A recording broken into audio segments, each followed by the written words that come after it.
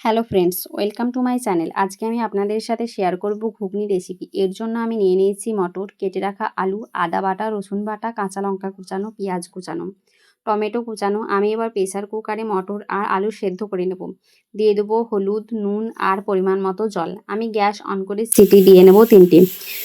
মটরটা আমার সেদ্ধ হয়ে গেছে। আমি গ্যাস অন করে একটি কড়াই চাপিয়ে নেব। দিয়ে দেবো পরিমাণ মতো তেল। তেল গরম হলে দিয়ে দেবো শুকনো লঙ্কা, কুচানো পেঁয়াজ। পেঁয়াজ লাল হয়ে এলে দিয়ে দেবো আদা বাটা, রসুন বাটা, হলুদ গুঁড়ো, লঙ্কা গুঁড়ো, জিরে গুঁড়ো।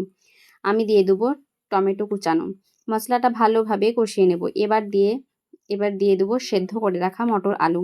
আরও কিছুক্ষণ কষিয়ে নেব। এবার দিয়ে দেবো পরিমাণ মতো জল। দিয়ে দেবো কাঁচা লঙ্কা কুচানো। এবার ঢাকা দিয়ে দেবো ভালোভাবে ফুটে উঠলে ঢাকনা খুলে ধনেপাতা দিয়ে দেবো।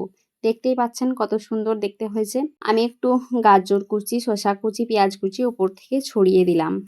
দেখতেই পাচ্ছেন কত সুন্দর হয়েছে, খুব টেস্টি হয়েছিল। আপনারাও বাড়িতে ট্রাই করবেন আর আমার চ্যানেলটি সাবস্ক্রাইব করে পাশে থাকবেন।